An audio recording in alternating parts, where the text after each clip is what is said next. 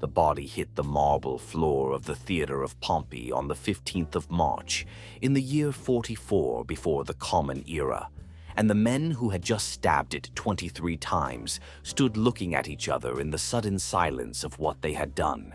Their hands were shaking. Their togas were stained. They had rehearsed this moment for months, the liberation of Rome, the restoration of the Republic, the elimination of the tyrant. And now that it was over, not one of them had thought to ask what came next. The greatest irony in Western political history was not that Julius Caesar died on the floor of a Roman theater. It was that the men who killed him were the ones who guaranteed everything he had ever wanted. His name, in the hours after his death, became more powerful than it had ever been in life. The senators who drove the blades into him, Brutus, Cassius, Decimus, and more than 20 others, believed they were cutting the cancer from the Roman body politic. They believed that without Caesar, the Republic would breathe again, that the old institutions would reassert themselves, that the Roman people would recognize the nobility of what had been done. Instead, within 3 years, every one of the principal conspirators was dead. Within 17 years, the Republic they claimed to be saving had been replaced by a permanent autocracy. And the name Caesar, the name of the man they had butchered in broad daylight in front of witnesses, had become a title that would be used by rulers across Europe for the next 2,000 years. The German word Kaiser comes from Caesar. The Russian word Tsar comes from Caesar. The conspirators of the Ides of March did not save the Republic. They baptized an empire. But to understand why, you have to go back further. You have to go back to the world that made Julius Caesar not just possible, but inevitable. A world so fractured, so saturated with violence and inequality and exhausted institutions, that a man like Caesar was not an aberration. He was a symptom. Rome, in the final century of the Republic, was a civilization eating itself alive, and the Romans who lived through it knew it, and they could not stop it, because the very mechanisms designed to protect the Republic had become the weapons being used to destroy it. The Senate was not a deliberative body by the time Caesar was born. It was a private club for the families who had always ruled, protecting the interests of the families who had always ruled, using the language of tradition and law to ensure that nothing would ever fundamentally change. And yet everything had already changed. Rome had spent the previous 2 centuries conquering the Mediterranean world, and the wealth that poured back into the city had not been distributed. It had pooled in the hands of the senatorial class, in the vast agricultural estates called latifundia that swallowed the small farms of the soldiers who had fought to create that wealth in the first place. Those soldiers came home from the wars of conquest to find that their land had been bought or seized while they were away, that their families had been absorbed into the machinery of a slave economy, that the Republic they had bled for had no place for them in its vision of itself. Rome had created a landless, restless, angry urban poor, hundreds of thousands of people crammed into the city with no property, no stable employment, and no political voice. And then it was surprised when men like Marius, like Sulla, like Caesar, discovered that those people could be organized, that their desperation was a resource, that the Republic's failure to include them was the fault line everything else would shatter along. Julius Caesar understood this with a clarity that terrified the Senate, because Caesar was not a demagogue in the simple sense. He was not merely a populist performing concern for the poor while privately serving the rich. He was a man of extraordinary intellectual sophistication who had spent decades studying the structural failures of the Roman system and had arrived at conclusions that the Roman system could not survive. He had crossed the Rubicon River in the year 49 before the Common Era, an act that Roman law defined as treason. An act he knew defined as treason, not because he was reckless, but because he had calculated that the alternative was death, and that if he was going to die anyway, he would rather die having forced the question.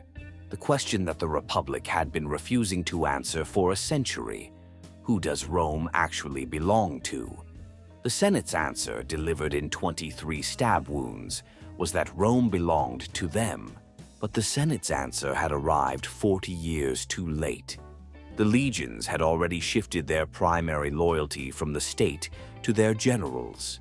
The Italian allies had already been integrated into the citizen body after a bloody war that nearly destroyed everything. The slave economy had already made the traditional Roman smallholder farmer, the moral and military backbone of the Republic, essentially extinct as a class. The institutions of the Republic had been designed for a city-state of a few 100,000 citizens farming the hills of central Italy. They were being used to govern an empire of tens of millions, stretching from Britain to Syria, and the seams were not holding. Caesar saw all of this. The Senate saw it too. The difference was that Caesar was willing to say it aloud. On the morning of the 15th of March, he was warned not to go to the Senate. His wife Calpurnia had dreamed of his death and begged him to stay home. A soothsayer whose name history has preserved, Spurina, had told him months earlier to beware the Ides of March, and when Caesar passed him in the street that morning, he reportedly said with the particular confidence of a man who has survived too much to believe in omens, "The Ides of March have come." Spurina answered, "Aye, Caesar, but not gone." What strikes the historian about this exchange is not its dramatic perfection, though it has the quality of a scene too good to be invented, but what it reveals about Caesar's psychology in those final weeks. He knew the conspiracy existed, his intelligence network had warned him, and he went anyway because Julius Caesar had spent his entire life calculating that the risk of action was always lower than the certainty of paralysis. That calculation, which had made him the most powerful man in the Roman world, was the one that killed him. In the hours after the assassination, Brutus and Cassius walked through the Forum, expecting to be greeted as liberators. The Roman crowd did not respond as expected. There was no celebration. There was confusion and fear, and an atmosphere so volatile that the conspirators retreated to the Capitoline Hill and barricaded themselves inside. 3 days later, Caesar's body was carried into the Forum for his funeral, and Mark Antony, who had been Caesar's most loyal lieutenant and who was not among the conspirators, read Caesar's will aloud to the crowd. Caesar had left his gardens to the Roman people and a sum of money to every Roman citizen. The crowd, already grieving, already angry, heard this and tipped from mourning into fury. They tore the benches from the Forum and built a funeral pyre for Caesar in the street. And then they took burning wood from that pyre and carried it to the houses of the conspirators. Within months, Brutus and Cassius had fled Italy. Within 3 years, they were both dead. The Republic they had killed Caesar to save lasted, in any meaningful sense, approximately 72 hours after the moment they drove the first blade in. What followed? The wars between Mark Antony and Caesar's heir Octavian, the slow strangulation of every remaining Republican institution, the final transformation of the Roman state into something new and permanent and terrifying in its stability. That is the story this history will tell. But the Ides of March are where you have to begin, because everything that comes after is already present in that marble floor, in those 23 wounds, in the silence that followed. Rome did not fall on the 15th of March in the year 44 before the Common Era. Rome became itself, and the world has been living inside that becoming ever since. Somewhere in the province of Britannia, in the year 83 of the Common Era, a Roman soldier woke before dawn, ate a breakfast of hard bread and vinegar water, strapped on approximately 20 kilograms of equipment, and prepared to march 20 miles before noon. He was not a volunteer in any meaningful sense. He had signed away 25 years of his life to an institution that would tell him where to sleep, what to eat, when to fight, and how to die. He spoke Latin with an accent that would have been incomprehensible in Rome itself because he had been recruited in what is now Spain or Gaul or the Danube frontier from a family that had been Roman citizens for perhaps one generation.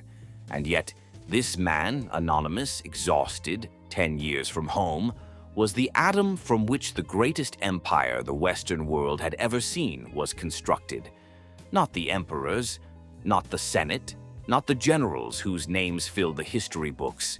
Him, the ordinary soldier of the Roman legions, was the most consequential military instrument in the ancient world, and the system that produced him was a work of organizational genius, so sophisticated that it would not be equaled for nearly 1,500 years.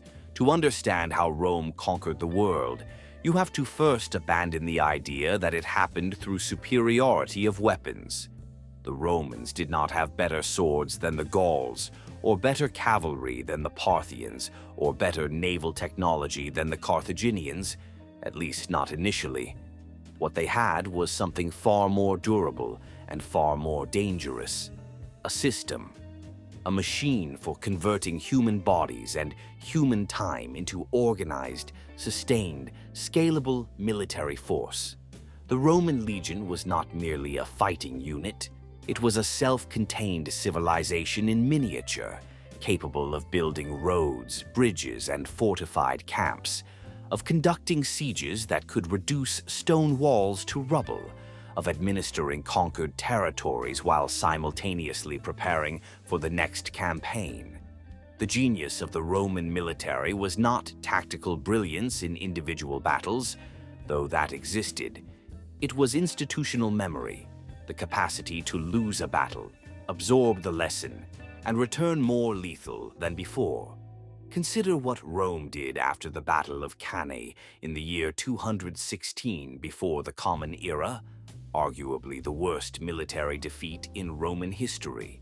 The Carthaginian general Hannibal Barca had lured a Roman army of approximately 86,000 men into an encirclement and systematically destroyed it over the course of a single afternoon. Somewhere between 50,000 and 70,000 Romans died in the dust of southern Italy that day, killed by a force roughly half their size. By any rational calculation, this should have ended Rome's ambitions. It did not. The Senate refused to negotiate. They raised new legions, reformed their tactics, stripped the wealthiest families of their silver to fund the war effort, and spent the next 14 years methodically dismantling Carthaginian power across the Mediterranean, until Hannibal had no choice but to return to Africa and face the army that had studied everything he had ever done. Rome did not win the Second Punic War because it outfought Carthage. It won because it could absorb catastrophic losses and continue functioning. That institutional resilience was the empire's true foundation, but the military machine was only one component of the larger apparatus that made Roman dominance possible. Behind the legions came the engineers, and behind the engineers came the roads, and the roads were perhaps the single most transformative technology in the history of ancient governance. At the height of the empire, Rome had constructed approximately 400,000 kilometers of road across 3 continents, a network so precisely built, so intelligently surveyed, and so durably constructed that sections of it are still visible and in some cases still in use today. These were not paths or tracks. They were engineered infrastructure, layered with gravel and sand and stone, cambered to drain rainwater, marked with milestones, maintained by a system of contractual obligation that held local communities responsible for the roads that passed through their territory. The roads served military purposes, certainly. They allowed legions to move at speeds that constantly surprised Rome's enemies, but their deeper function was administrative and economic. They made it possible for information, goods, tax revenue, and legal authority to flow across the empire at a speed that no previous civilization had achieved. And then there was the law. Roman law is perhaps the most underestimated instrument of conquest in the ancient world because it does not look like a weapon. It looks like civilization. That is precisely what made it so effective. When Rome absorbed a new territory, it did not simply impose military occupation and extract tribute, though it did both of those things. It also offered something, a legal framework that was, by the standards of the ancient world, remarkably consistent, remarkably impartial, and remarkably accessible. Roman courts operated across the empire. Roman contracts were enforceable across the empire. Roman citizenship, which carried with it the full protection of Roman law, was gradually extended to more and more of the empire's inhabitants, culminating in the Edict of Caracalla in the year 212 of the Common Era, which granted citizenship to virtually every free person within Roman borders. This was not generosity, it was genius. By making conquered peoples Roman in a legal sense, Rome transformed potential rebels into stakeholders. It made the empire's survival their survival, because the system that protected their property, their contracts, and their families was Roman law, and Roman law required a Roman empire to function. Yet, the machinery of empire carried within it the seeds of its own eventual failure, and those seeds were visible from the very beginning to anyone willing to look. The legions that defended the frontiers required payment, and payment required tax revenue, and tax revenue required a productive agricultural base, and the agricultural base was being steadily hollowed out by the same slave economy that Roman conquest had made possible. Every successful military campaign returned to Italy with thousands of enslaved people who were put to work on the great estates, displacing the free Roman farmers who had been the economic and moral backbone of the Republic. The soldiers who won the empire came home to find no place in it. The wealth that flowed into Rome from the provinces pooled at the top, as wealth always does when the mechanisms of redistribution are controlled by the people who benefit most from inequality. The empire was generating prosperity at a scale the ancient world had never seen, and simultaneously creating the structural conditions for its own eventual implosion. Rome conquered the world. The world, slowly, quietly, began to conquer Rome back. There is a particular irony embedded in the Roman road network that only becomes visible in retrospect. Those 400,000 kilometers of precisely engineered highway, built to move legions, to carry tax revenue, to bind the empire together into a single functioning organism, also made it possible for diseases to travel from the eastern frontier to the heart of Italy in weeks rather than months. They made it possible for the Antonine Plague in the 2nd century and the Plague of Cyprian in the 3rd century to move through the empire's population with a speed and lethality that would have been impossible without Rome's own infrastructure. The machine that built the empire was also, under certain conditions, the machine that could unmake it. Rome did not conquer the world despite this contradiction. It conquered the world carrying this contradiction inside itself, like a fault line running beneath a magnificent building, invisible until the earth moves. 50 million people, at the height of imperial power, lived under Roman governance. They spoke dozens of languages, worshipped hundreds of gods, farmed soil that ranged from the wet hills of Wales to the Saharan edge of North Africa, and were held together by roads, by law, by the threat of legionary violence, and by something harder to quantify, but perhaps most important of all, the idea of Rome. The belief that Rome represented not merely political authority, but a form of civilized order, imperfect, often brutal, frequently corrupt, but preferable to the alternative. That idea was the empire's most powerful technology, and like all technologies, it could be used, and it could be abused, and it could be broken. The chapters that follow are the story of how Rome used it, abused it, and ultimately could not hold it together, and what happened to the world when it fell apart. In the year 37 of the Common Era, the Roman Empire passed from the hands of one man to another in a transaction that revealed, with brutal clarity, exactly what the imperial system had become.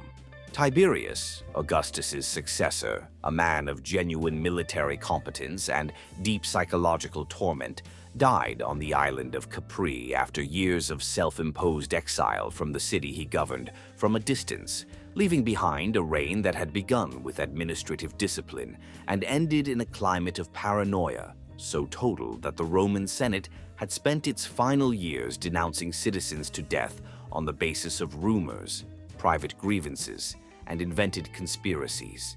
His successor was his great-nephew Gaius, known to history by his childhood nickname Caligula, meaning little boot, a name the soldiers had given him as a boy when he used to toddle around the military camps of his father, Germanicus, in a tiny soldier's uniform. Rome greeted his accession with celebrations that lasted days, the streets filled with offerings and music. Citizens wept with relief.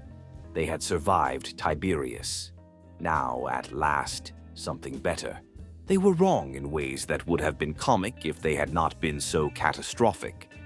The story of the Julio-Claudian dynasty, the 5 emperors who ruled Rome in the 1st century of the Common Era, from Augustus through Tiberius, Caligula, Claudius, and Nero, is not simply a catalogue of personalities. It is a clinical demonstration of what absolute power does to human psychology when there are no structural constraints capable of limiting it. Augustus had built the imperial system with sufficient genius to make it look like something other than what it was.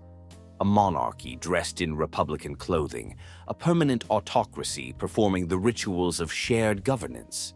But the costume only worked as long as the man wearing it had the discipline and the intelligence to maintain the performance. When the purple passed to men who lacked that discipline or who inherited it too young, or who were surrounded from birth by a court culture of flattery and fear that made honest counsel essentially impossible, the results illuminated something that Augustus had always understood and had spent his entire reign trying to conceal. The system had no mechanism for producing good emperors. It had only mechanisms for producing emperors. Tiberius is perhaps the most psychologically complex figure of the early empire and the most unfairly remembered.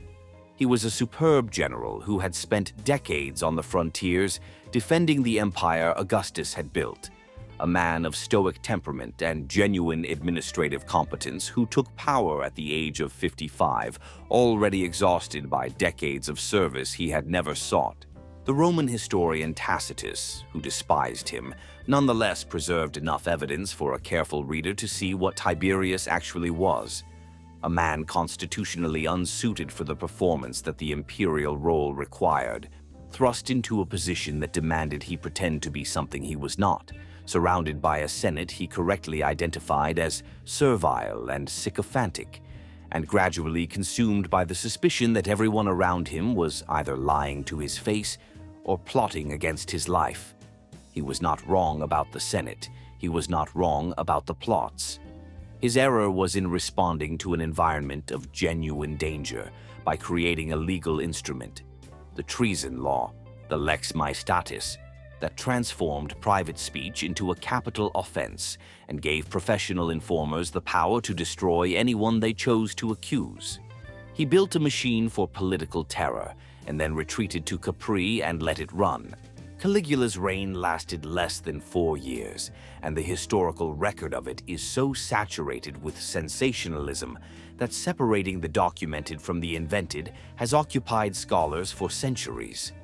What can be said with confidence is this: he began his reign by destroying the apparatus of Tiberian terror, releasing political prisoners, burning the files of the informers, and performing the role of benevolent emperor with apparent sincerity. Then something changed. Ancient sources claim he suffered a serious illness in the first year of his reign and emerged from it transformed, more erratic, more violent, more convinced of his own divinity. Modern historians have proposed epilepsy, encephalitis, and hyperthyroidism as possible explanations. The truth is that the historical record does not permit certainty about the interior of Caligula's mind. What it does permit is the observation that the institutional architecture of the empire contained no mechanism for removing an emperor who was destroying it, short of assassination. And after less than 4 years, that is exactly what happened. The Praetorian Guard, the elite unit responsible for imperial security, killed him in a palace corridor in the year 41 of the Common Era and replaced him with his uncle Claudius, who had survived the courts of Tiberius and Caligula by appearing harmless. Claudius was the empire's great surprise. Physically disabled, considered an embarrassment by his own family, excluded from public life for decades precisely because the Julio-Claudian court had judged him unworthy of serious attention. He turned out to be a scholar of genuine intellectual depth and an administrator of real competence. He expanded Roman citizenship, reformed the bureaucracy, personally led the invasion of Britannia in the year 43 of the Common Era, becoming the first emperor since Augustus to command troops in the field, and governed for 13 years with a steadiness that neither Tiberius's paranoia nor Caligula's chaos had permitted. He was also, in the private dimensions of his life, catastrophically poor at choosing the people he trusted. His third wife, Messalina, conducted herself with a brazenness that the ancient sources describe in terms clearly designed to maximize scandal, and his fourth wife, Agrippina the Younger, his own niece, maneuvered him with such systematic skill that by the end of his reign, her son from a previous marriage had been formally adopted as heir and placed ahead of Claudius's own biological son in the succession. In the year 54 of the Common Era, Claudius died. Ancient sources, including Agrippina's own contemporary enemies, strongly suggested that the mushrooms at his final dinner had been prepared with particular care. Agrippina's son became emperor at the age of 16. His name was Nero. Nero Claudius Caesar is perhaps the most mythologized figure in Roman imperial history, the emperor who fiddled while Rome burned, the persecutor of the first Christians, the artist emperor whose vanity consumed a civilization. The reality, as always, is more interesting and more disturbing than the myth. For the first 5 years of his reign, Nero governed well, guided by the philosopher Seneca and the Praetorian prefect Burrus, and the period was later remembered as a model of benevolent rule. Then Seneca's influence waned, Burrus died, and Nero, freed from the council of men capable of telling him things he did not want to hear, began to govern according to his own instincts. He had his mother Agrippina murdered in the year 59. He had his first wife Octavia executed on fabricated charges of adultery in the year 62.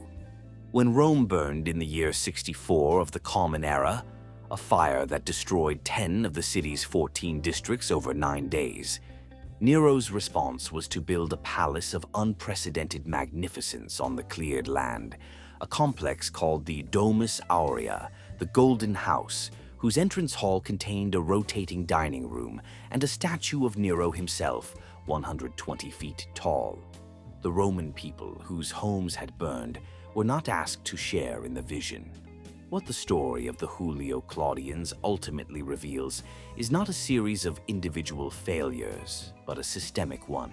The empire had been designed by Augustus to require, at its center, a figure of extraordinary personal discipline and political intelligence, someone who could maintain the fiction of shared governance while exercising complete control, who could be simultaneously feared and loved, who could manage the Senate, the legions, the Praetorian Guard, and the Roman mob without allowing any one of those forces to grow powerful enough to challenge the others.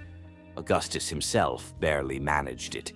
He spent 40 years in permanent performance, and even he made mistakes he spent decades correcting. The system he built assumed that every successor would be another Augustus.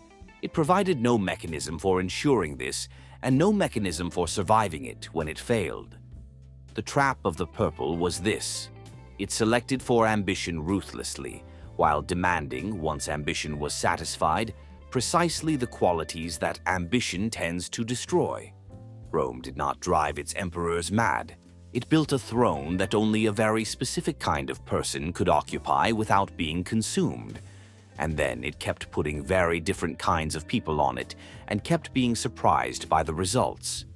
In the year 180 of the Common Era, a man died in his military camp on the Danube frontier, surrounded by soldiers he had spent years leading against Germanic tribes that kept pushing against the northern edge of the empire he had spent his reign defending.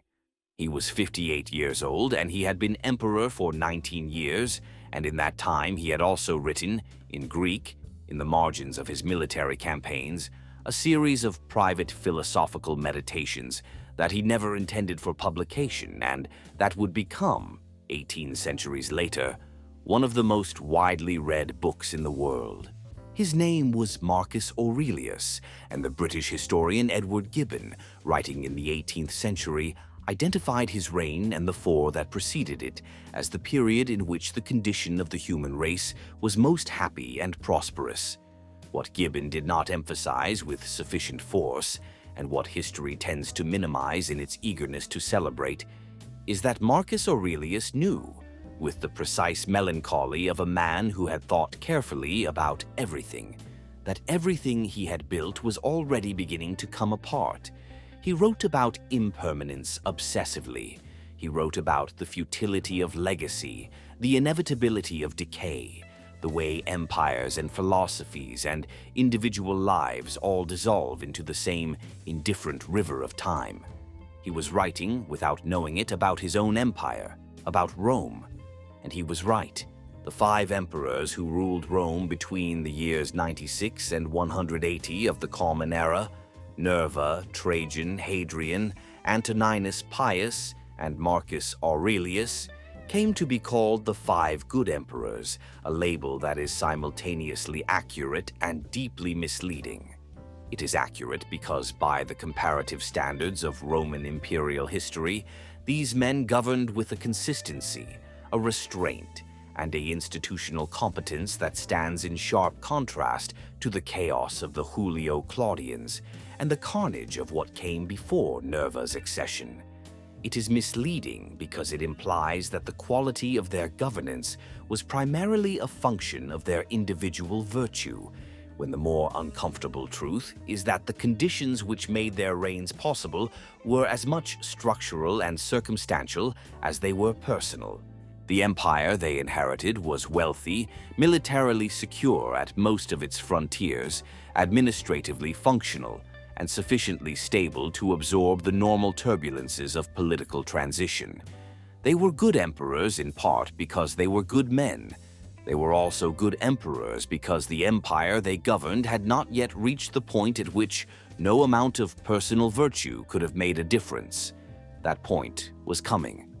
Marcus Aurelius could feel it arriving his entire reign, and he could not stop it. And he knew he could not stop it, and he ruled anyway, as well as he possibly could, for 19 years on the Danube frontier, writing in his private journal about the acceptance of things beyond one's control. Nerva, who came first, reigned for only 16 months, but those 16 months mattered enormously because of what he chose to do with them. He was 66 years old when the Praetorian Guard assassinated the Emperor Domitian in the year 96, and the Senate, in a rare moment of institutional assertiveness, elevated Nerva to the purple. He was a compromise candidate, elderly, childless, respected, harmless enough that the various factions competing for power could accept him as a placeholder. What he did with his placeholding was to establish the principle of adoptive succession. Rather than passing power to a biological heir, he formally adopted the General Trajan as his son and designated successor. This was not generosity. It was the most consequential political act of the 2nd century because it created the mechanism by which the next 4 reigns would be decided. Not by accident of biology, not by military coup, but by deliberate selection of the most capable available candidate. The 5 good emperors were, in a very real sense, a product of this single choice made by a dying old man in 16 months of power. Trajan was everything Roman imperial ideology had always promised and so rarely delivered. He was a military man of genuine brilliance who led 2 campaigns into Dacia, the territory of modern Romania, that extended the empire's northern frontier, and returned so much gold and silver to Rome that he was able to fund building projects of staggering ambition, including Trajan's Forum and Trajan's Column, the latter still standing in Rome today, its spiral of carved reliefs depicting the Dacian campaigns with a narrative detail and artistic sophistication that remains breathtaking 20 centuries later. He was also the emperor under whose rule the empire reached its maximum territorial extent, pushing east into Mesopotamia in campaigns that briefly brought Rome to the shores of the Persian Gulf. A senator reportedly looked at the horizon from that distant shore and said that if Trajan had been younger, he would have gone further still, to India, following the path of Alexander the Great. What the senator did not say, and what the subsequent decades made clear, was that the empire was already larger than it could sustainably defend. Trajan had built the ceiling of Rome's reach. He had also, without intending to, revealed where that ceiling was. Hadrian understood this with a clarity his predecessor had lacked, and it made him one of the most consequential and most controversial emperors in Roman history. Where Trajan had expanded, Hadrian contracted, deliberately, systematically, retreating from Trajan's Mesopotamian conquests and reorienting imperial strategy around the consolidation and defense of existing frontiers rather than the acquisition of new ones. He traveled more extensively than any emperor before him, visiting virtually every province of the empire in person over the course of his reign, inspecting the legions, examining the administration, building and reforming with a restless energy that left his physical mark on the empire from Britain, where the wall that still bears his name stretches 73 miles across the north of England, to Egypt, Greece, and Asia Minor. He was a man of extraordinary cultural sophistication, deeply in love with Greek philosophy and architecture, who completed the Pantheon in Rome, that impossible dome of unreinforced concrete that still stands as one of the architectural miracles of human history. He was also capable of the brutal, systematic violence that Roman imperial power required when it felt threatened. His suppression of the Bar Kokhba revolt in Judea between the years 132 and 135 resulted in the deaths of hundreds of thousands of people and the effective erasure of the Jewish presence in the region for nearly 2,000 years. The man who built monuments to beauty and ordered genocides was not a contradiction. He was a Roman emperor. Antoninus Pius, who followed Hadrian, reigned for 23 years in a peace so complete and an administration so quietly competent that history has largely forgotten him, which is, in its own way, the highest possible tribute to a Roman emperor. He did not campaign aggressively. He did not execute senators. He did not build monuments to his own glory on the scale of his predecessors. He governed. He kept the frontiers stable, the treasury solvent, the legal system functional, and the succession orderly. When he died in the year 161, Marcus Aurelius, whom he had adopted as his son and heir at Hadrian's instruction, came to power alongside his adoptive brother Lucius Verus, in what was briefly a genuine experiment in co-emperorship. Then the Parthians invaded in the east, and a devastating plague followed the returning soldiers back into the heart of the empire, and the Germanic tribes on the Danube frontier began moving south with a pressure that would not relent for the rest of Marcus's reign. The Golden Age was not ending because Marcus Aurelius was a worse man than his predecessors. It was ending because the structural pressures that every previous reign had deferred were arriving simultaneously, and no individual, however wise, however disciplined, however philosophically prepared for adversity, could hold back what was coming with virtue alone. The deepest irony of the 5 good emperors is this: the system they represented, adoptive succession based on merit, philosophically grounded governance, administrative restraint, died not because it failed, but because it succeeded so completely that its last practitioner had no successor worthy of it. Marcus Aurelius, who wrote at length about the folly of attachment to legacy and the inevitability of impermanence, broke the chain of adoptive succession by passing power to his biological son Commodus, a man who would spend his reign wrestling in the arena dressed as Hercules and renaming Rome after himself.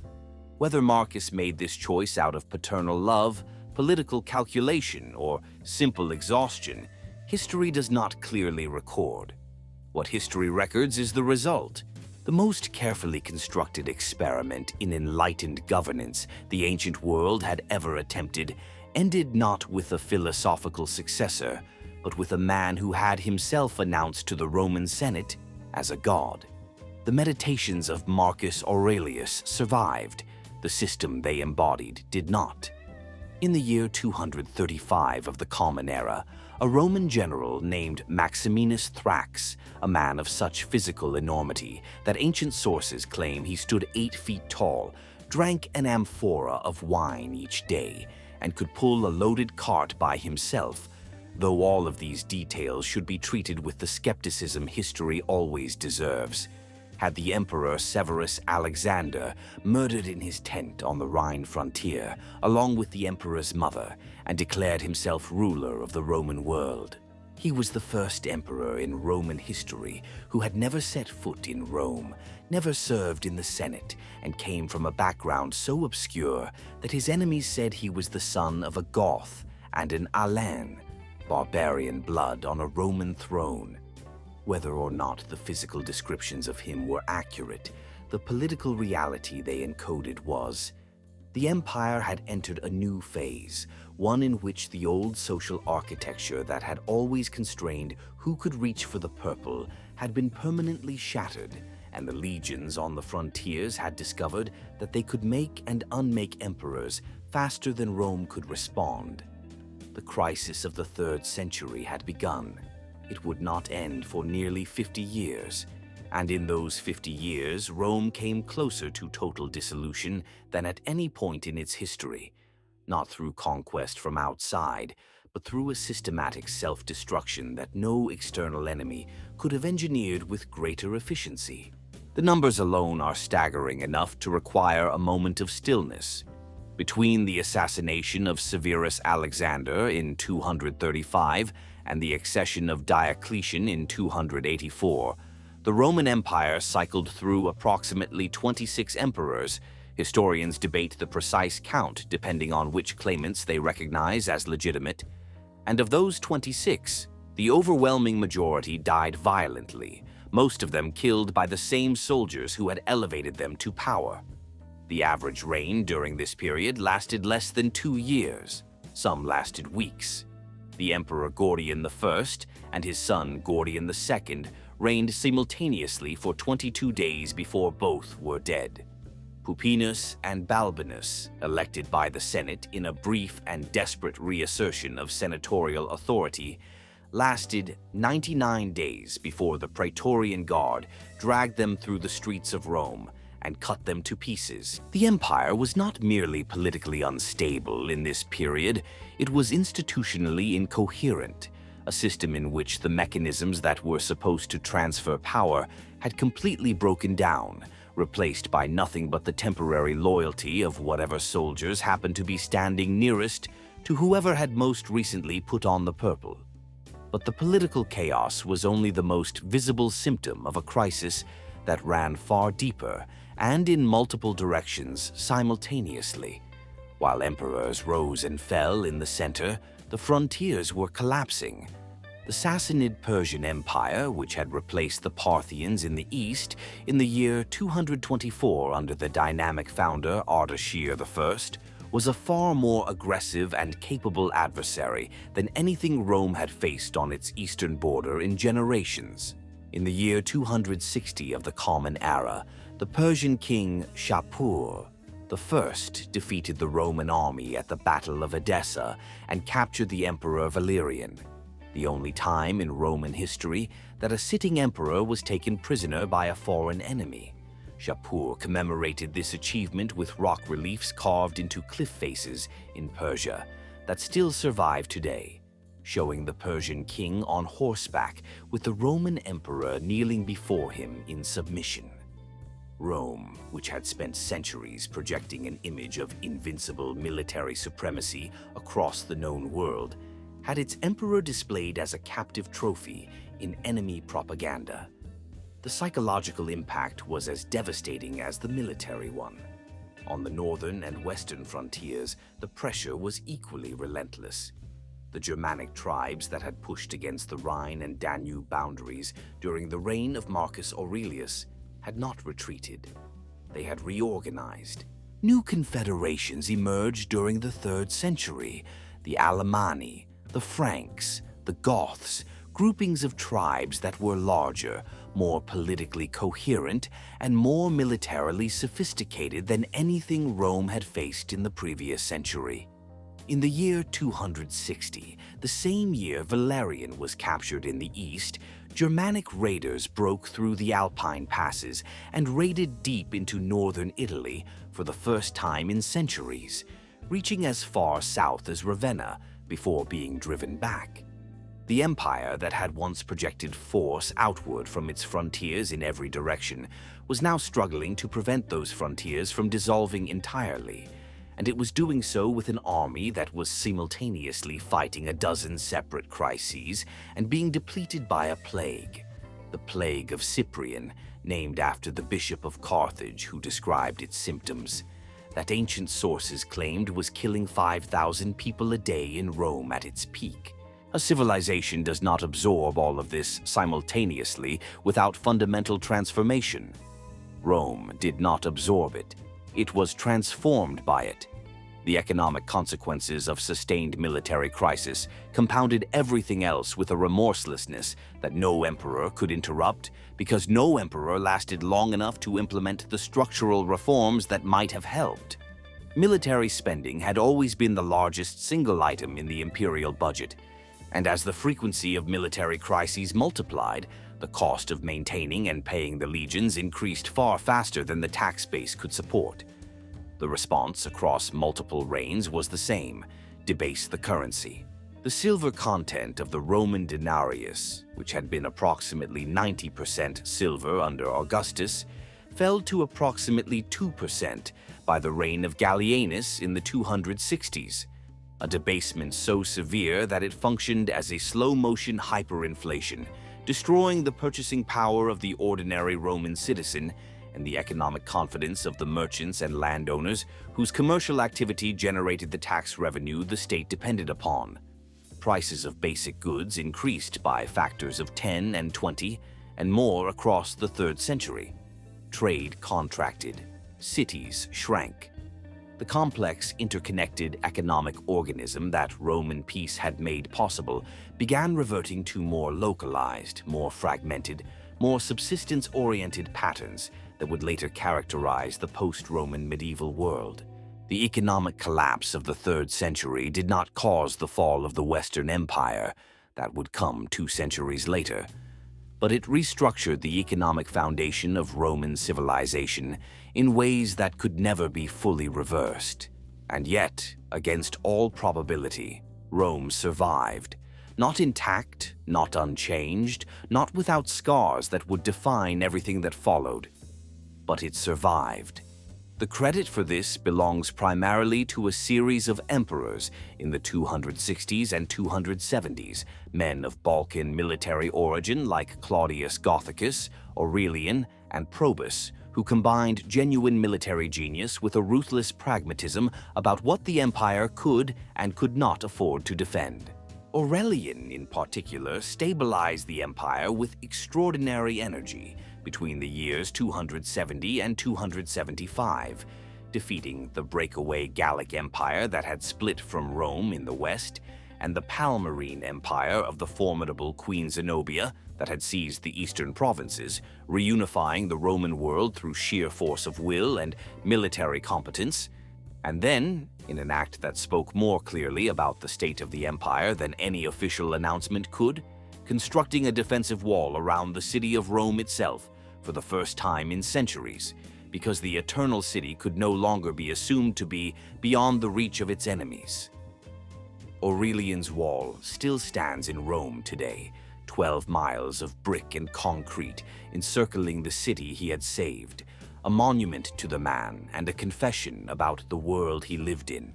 Diocletian, who came to power in 284 after the murder of the emperor Numerian and defeated his rival Carinus the following year, would finally end the crisis through a series of administrative and military reforms so comprehensive that they amounted to the construction of a new Roman Empire on the bones of the old one.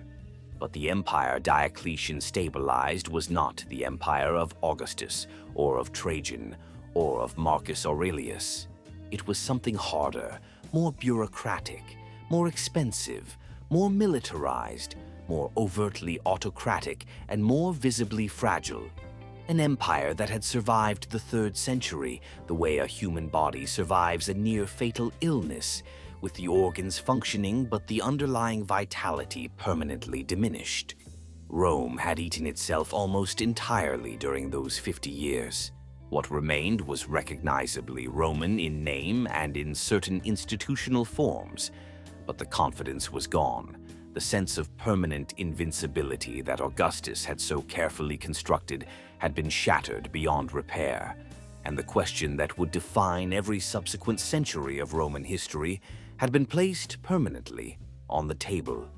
Not whether Rome could expand, but whether it could hold. On the 27th of October, in the year 312 of the Common Era, 2 Roman armies faced each other across the Milvian Bridge just north of Rome, and the general who stood at the head of the Western forces later claimed that the night before the battle, he had seen a vision in the sky, a cross of light above the sun, accompanied by words in Greek that translated roughly as, "By this sign, conquer." Whether Constantine I actually saw anything in the sky above the Italian countryside that evening, whether he dreamed it, invented it, misremembered it, or understood it as a political instrument from the moment it occurred to him, is a question that no historian can definitively answer, and that no amount of evidence will ever fully resolve. What can be said with certainty is this: Constantine crossed the Milvian Bridge the following morning, defeated and killed his rival Maxentius, whose body was pulled from the Tiber and decapitated, and entered Rome as the undisputed master of the Western Empire. And within the following decade, he had transformed Christianity from a persecuted minority sect into the favored religion of the Roman state, setting in motion a chain of consequences that would reshape the next 2,000 years of human civilization more completely than any military conquest Rome had ever achieved. The Battle of the Milvian Bridge lasted an afternoon. Its consequences are still unfolding. To understand what Constantine did and why it was as radical as it was, you need to understand what Christianity was in the year 312. And what Rome had spent the previous 2.5 centuries doing to it. The faith had emerged from the eastern provinces of the empire in the 1st century of the Common Era, built around the teachings and the execution of a Jewish preacher from Galilee whose followers claimed had been resurrected from the dead. It spread through the networks of the Roman world, along those roads, through those trading connections, inside the Jewish diaspora communities that existed in virtually every major city of the empire, with a speed that consistently surprised and alarmed Roman authorities. It was not the theology that alarmed them, at least not initially. Rome was, by instinct and tradition, religiously promiscuous. It absorbed the gods of conquered peoples with enthusiastic eclecticism, and the imperial pantheon was vast and cosmopolitan. What alarmed Rome about Christianity was its exclusivity. Christians refused to worship other gods. They refused to participate in the civic religious rituals that Roman public life depended upon. They refused, most dangerously, to offer sacrifice to the emperor's genius, the ritual acknowledgement of imperial divinity that functioned as a loyalty oath expressed in religious form. In Roman terms, this was not theological stubbornness. It was political subversion. And Rome responded to it, periodically and with escalating violence, through systematic persecution. The Great Persecution under the Emperor Diocletian, which began in the year 303, was the most comprehensive and brutal the Church had yet endured. Churches were demolished, scriptures were confiscated and burned. Christian clergy were imprisoned, tortured, and executed. Christians in the military were discharged or killed. The legal status of Christian citizens was stripped away, leaving them without the protections Roman law normally guaranteed. For approximately 8 years, the full machinery of Roman state violence was directed at the elimination of Christianity as a functioning institution. It did not work. The Church survived, its internal solidarity strengthened rather than broken by the persecution, its martyr stories spreading its message into communities the authorities had never intended to reach. When Diocletian retired in 305, the only emperor in the history of the crisis-ridden 3rd and 4th centuries to do so voluntarily, choosing to grow cabbages in his palace on the Dalmatian coast rather than continue governing an empire. The persecution continued under his successors with diminishing coherence and diminishing effect. By the time Constantine issued the Edict of Milan in 313, granting Christians and all other religious groups full legal tolerance across the empire, he was not inventing a new religious policy from nothing. He was recognizing a reality that the Great Persecution had already demonstrated. Christianity could not be destroyed by Roman power. The only remaining question was what Rome would do with that fact. Constantine's answer was to do what Rome had always done, with forces it could not defeat: absorb them, redirect them, and make them Roman. The process by which he did this was neither sudden nor simple, and historians have debated for centuries whether Constantine's conversion was a matter of genuine personal faith or calculated political strategy. As if those two things must be mutually exclusive, as if a man of Constantine's intelligence and ambition could not simultaneously believe something and recognize its utility. What the historical record shows is a man who moved systematically and over decades to shift the resources, the prestige, and eventually the coercive power of the Roman state toward Christianity and away from the traditional polytheistic cults that had defined Roman religion for 1,000 years. He funded the construction of churches on a scale that had previously been reserved for imperial temples. He returned property confiscated from the church during the persecutions. He granted Christian clergy the same legal exemptions previously enjoyed by pagan priests. He moved the capital of the empire eastward to a new city on the Bosphorus, Constantinople, the city of Constantine. Consecrated in the year 330 on a site of enormous strategic and commercial advantage, and built it from the beginning as an explicitly Christian city, without the traditional pagan temples that Rome itself could not be fully stripped of without destroying its own symbolic identity. The Council of Nicaea in the year 325 was perhaps the most consequential meeting in the history of Christianity, and Constantine called it, presided over it, and used it to demonstrate something that had not previously been true: that the Roman emperor now had a direct interest in what Christians believed and the power to enforce doctrinal conformity in ways that no bishop acting alone could achieve. The council was convened primarily to resolve the Arian controversy, a theological dispute about the precise of the relationship between God the Father and Christ the Son that had been tearing Christian communities apart for years and threatening to fracture the church along the same regional and factional lines that had been fracturing the empire. Constantine did not particularly care about the theology. He cared about unity. A divided church was useless to an emperor who wanted to use religious identity as a binding force across a vast and diverse empire. The council produced the Nicene Creed, a statement of doctrinal orthodoxy that defined the boundaries of acceptable Christian belief in terms that the imperial state could enforce. The men who disagreed with it were exiled. Rome had found a new instrument of ideological control, one far more portable and penetrating than any legal code or military garrison. What Constantine created was not simply a Christian empire in the sense of an empire whose ruler happened to be Christian.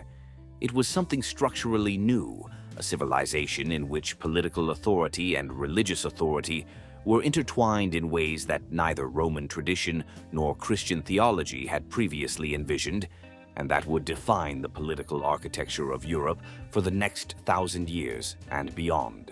The Byzantine Empire, the eastern continuation of Rome that would survive for another 1,000 years after the western half collapsed, was built on the Constantinian model of the emperor as God's representative on earth, the defender of orthodox faith, the living intersection of divine and political order. The Holy Roman Empire that Charlemagne would found in the year 800 was built on the same idea. The coronation ceremonies of European monarchs through the medieval period and into the early modern era, the anointing, the sacred regalia, the ecclesiastical validation of political power, were all downstream of the decision Constantine made, or claimed to have made, on the night before the Milvian Bridge. The bitterest irony of Constantine's reign is one that he did not live to see fully realized, though the signs were already visible before his death in 337. The Christianity he had elevated to state religion was not a unified, stable, easily governable institution. It was a movement built on the idea that truth was more important than power, that the individual conscience owed its ultimate loyalty not to any emperor but to God, and that the proper response to unjust authority was resistance and, if necessary, martyrdom. Constantine had taken the most anti-imperial religion in the Roman world and made it imperial. He had taken the faith that had survived persecution by refusing to bend to Roman power and placed it at the center of Roman power. The Church would spend the next several centuries working out the consequences of that contradiction, sometimes accommodating political authority, sometimes confronting it, always shaped by the tension between the revolutionary origins of its founder's message and the conservative imperatives of institutional survival. Rome had transformed Christianity. Christianity, quietly and irreversibly, had already begun transforming what Rome meant. In the year 476 of the Common Era, a boy sat on the throne of the Western Roman Empire and waited to be told what to do. His name was Romulus Augustulus. Romulus, like the mythical founder who had killed his brother and drawn a line in the dirt around the 7 hills and called it the beginning of something eternal. Augustulus, a diminutive of Augustus, meaning little Augustus, the name carrying the weight of the man who had built the empire and the suffix that made clear how little of that weight this particular bearer could support. He was perhaps 16 years old. He had been placed on the throne by his father Orestes, a Roman general of barbarian origin who had briefly seized power and needed a legitimate face to put on it. He had governed, in any meaningful sense, nothing. When the Germanic chieftain Odoacer, commanding a coalition of troops who had grown tired of promises about land grants that never materialized, defeated and killed Orestes, he looked at the boy emperor and made a decision that was, in its quiet way, the most historically significant act of the entire century. He did not replace him with another emperor.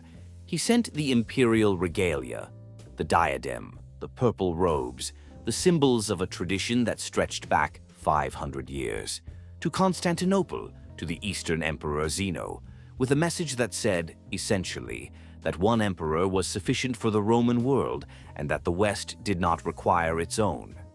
Romulus Augustulus was given a pension and a villa in Campania and allowed to live. Rome did not end with an explosion. It ended with a filing. The conventional date of 476 has always been more useful as a pedagogical device than as a historical reality, and the historians who have examined it most closely are the ones who are most impatient with it. Edward Gibbon, whose monumental work on the decline and fall of the empire consumed the second half of the 18th century and remains one of the great achievements of historical prose in any language, traced the fall across 13 centuries, ending his account not in 476, but in 1453, when the Ottoman Sultan Mehmed II breached the walls of Constantinople and the Eastern Empire finally, definitively, ceased to exist. Other historians have argued that Rome never truly fell at all, that it transformed, dissolved, fragmented, and reconstituted itself in new forms that were continuous with what preceded them even when they no longer called themselves Roman. Both positions contain more truth than the conventional date allows, and both are necessary to understand what the end of Rome actually was. Not a moment, but a process. Not a death, but a metamorphosis so prolonged and so complete that by the time it was finished, the thing that had transformed was unrecognizable, and the world around it had been permanently reshaped by the transformation. The process that culminated in 476 had been underway for at least a century, and its causes remain among the most debated questions in all of historical scholarship. The historian Peter Heather has emphasized the role of external pressure. The Hunnic migrations that pushed Gothic and other Germanic peoples across the Danube frontier in the 370s with a force and urgency that the Roman military system could not absorb without catastrophic structural damage. The historian Brian Ward Perkins has stressed the material reality of collapse, the archaeological evidence of declining pottery quality, shrinking building sizes, disappearing literacy, and contracting long-distance trade that demonstrates a genuine and devastating reduction in the complexity of economic and cultural life in the former Western provinces.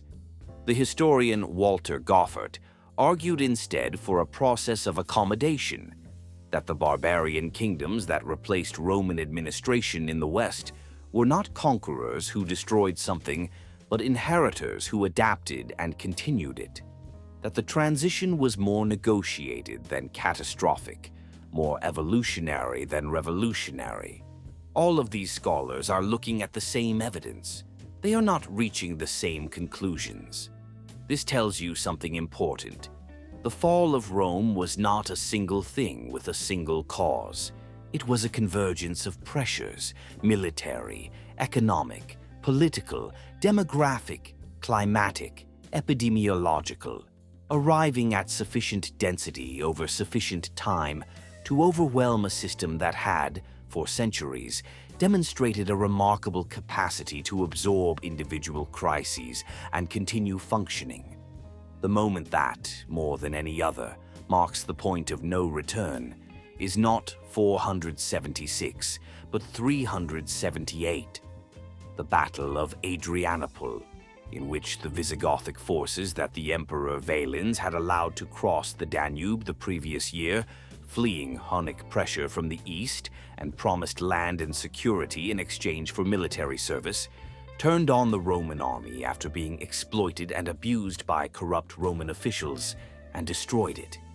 Valens himself died on the battlefield, the second Roman emperor in history to be killed by a foreign enemy in the field. But the deeper consequence of Adrianople was not the military defeat. Rome had survived military defeats before, including catastrophic ones. The deeper consequence was what came after, the decision by Valens' successor Theodosius to settle the Visigoths inside the empire, not as individuals absorbed into Roman military structures, as had always been the practice, but as a group under their own leaders, maintaining their own laws and customs, serving in the Roman army as a distinct federate force under Gothic commanders rather than Roman ones. It was a pragmatic solution to an impossible situation. It was also the template for every subsequent barbarian settlement inside Roman territory, each one further diluting the administrative coherence and the military unity that the empire's survival required. Rome had always absorbed outsiders and made them Roman. After Adrianople, it increasingly settled for making them allies. And allies, by definition, have interests of their own. And yet, the Eastern Empire did not fall in 476. The Eastern Roman Empire, which we call Byzantine, a name its inhabitants never used, a label invented by later scholars to mark a distinction that the people living through it would not have recognized, continued for another 977 years after the deposition of Romulus Augustulus, governing from Constantinople with Roman law, Roman administrative structures, Roman imperial ideology, and, after the 6th century, increasingly in the Greek language that had always been the tongue of the Eastern Mediterranean. The Emperor Justinian I, who reigned from 527 to 565, briefly reconquered Italy, North Africa, and parts of Spain in a military campaign of extraordinary ambition and commissioned the codification of Roman law in the Corpus Juris Civilis, the body of civil law, a document so comprehensive and so intellectually rigorous that it became the foundation of legal systems across Europe and remains the basis of civil law traditions from France to Latin America to this day. Rome, in this sense, never stopped governing the world. It simply changed the language it governed in and the address from which it sent its instructions. The barbarian kings who carved up the western provinces did not consider themselves destroyers of Rome. They considered themselves Romans, or at least the legitimate successors to Roman authority in their territories. Theodoric the Great, the Ostrogothic king who ruled Italy from 493 to 526, governed his kingdom using Roman administrative structures, employed Roman officials, maintained Roman law for his Roman subjects, and corresponded with the Eastern Emperor in terms that carefully preserved the fiction of imperial unity, while exercising complete practical independence. Clovis, the Frankish king who converted to Catholic Christianity around the year 500, received from the Eastern Emperor the title of honorary consul, a Roman honorific for a man who had never been to Rome, governing a kingdom in what is now France and Western Germany, in a ceremony whose sincerity was entirely diplomatic and whose symbolism was entirely genuine. The idea of Rome was so powerful, so thoroughly embedded in the political imagination of the post-Roman world, that the men who replaced Roman power felt compelled to legitimate themselves through Roman forms, even as those forms became increasingly ceremonial and increasingly detached from any institutional reality. What does it mean that Rome fell? It means that the specific administrative, military, and economic system that had governed the Western Mediterranean for 500 years ceased to function as an integrated whole and was replaced by smaller, simpler, less economically complex successor states that could not provide the same level of security, prosperity, or cultural production that the empire at its height had made possible. It means that millions of people experienced a genuine and measurable deterioration in the material conditions of their lives. Shorter life expectancies, less access to goods from distant markets, more vulnerability to violence and famine, fewer books, smaller buildings, narrower worlds. It also means that the idea of Rome, the aspiration toward universal law, toward civilized order, toward the integration of diverse peoples under a single framework of rights and obligations, survived the institutions that had given it form and continued to shape the political imagination of the Western world through the medieval period, the Renaissance, the age of European empires, and into the modern era. The United States Senate sits in a building modeled on Roman architecture. The legal systems of half the world descend from Roman jurisprudence.